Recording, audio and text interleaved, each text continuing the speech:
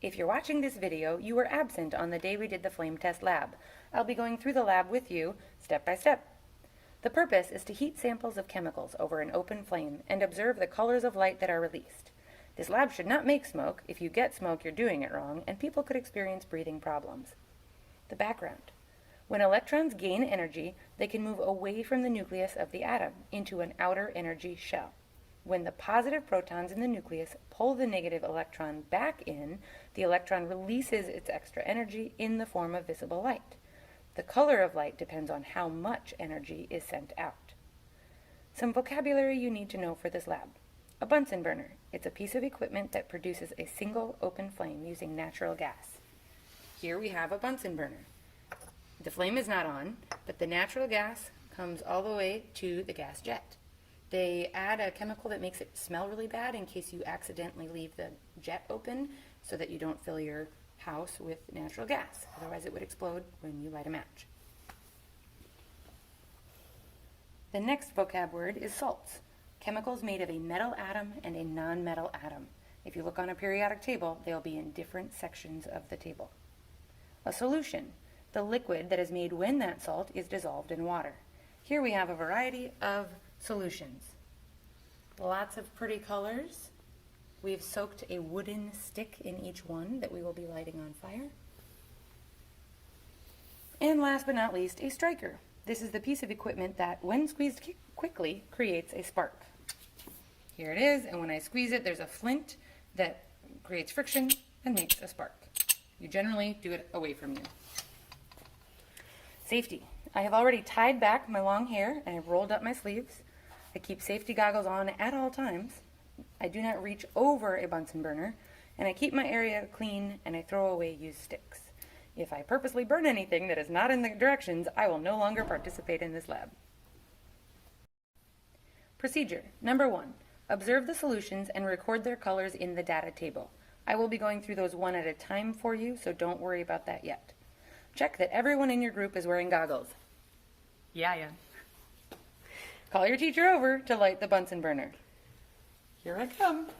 So you open up the gas, you use the striker,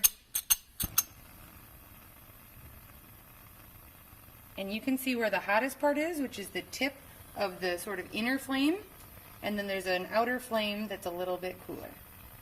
So we'll be passing the samples right through the tip of the inner flame.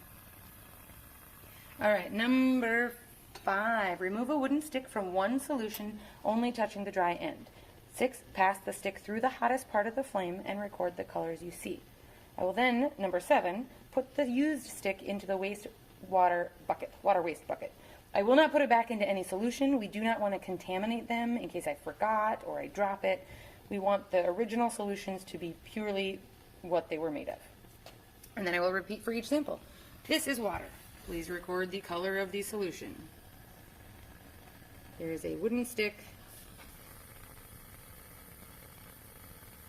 Pretty lame. And I'll put it back in the water. Next up, sodium chloride. This is your average table salt. This is what you would add to your food. Yes, we're eating chemicals every day. Probably not this concentrated.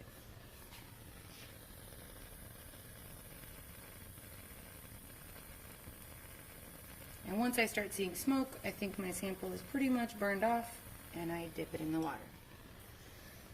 Next up, copper nitrate.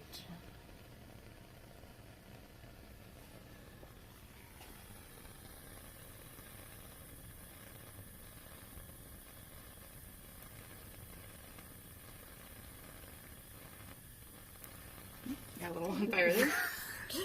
Next up, potassium chloride.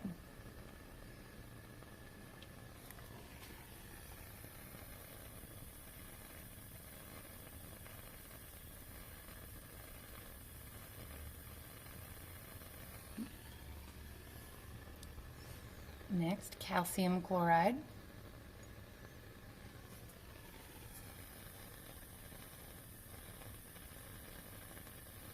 There we go.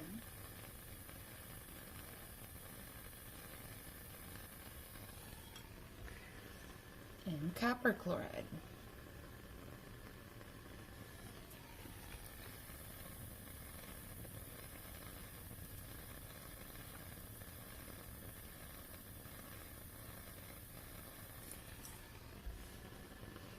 strontium nitrate.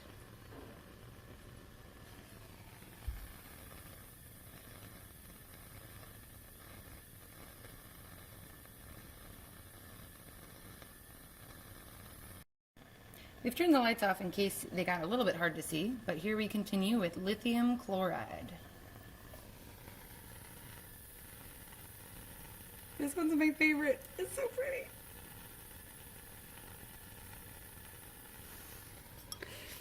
Next up, barium chloride.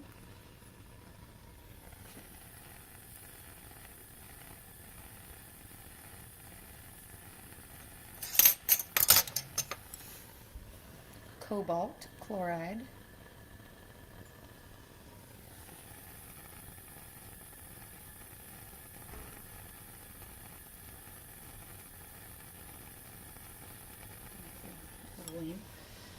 Lead nitrate.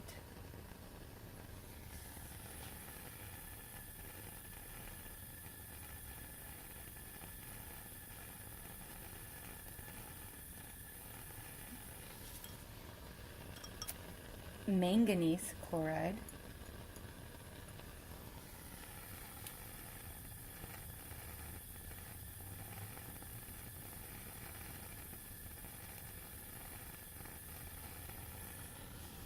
Zinc chloride.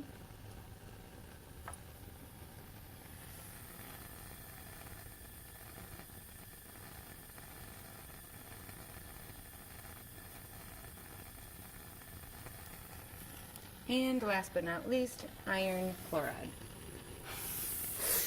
Can't move my arm over to a Bunsen burner.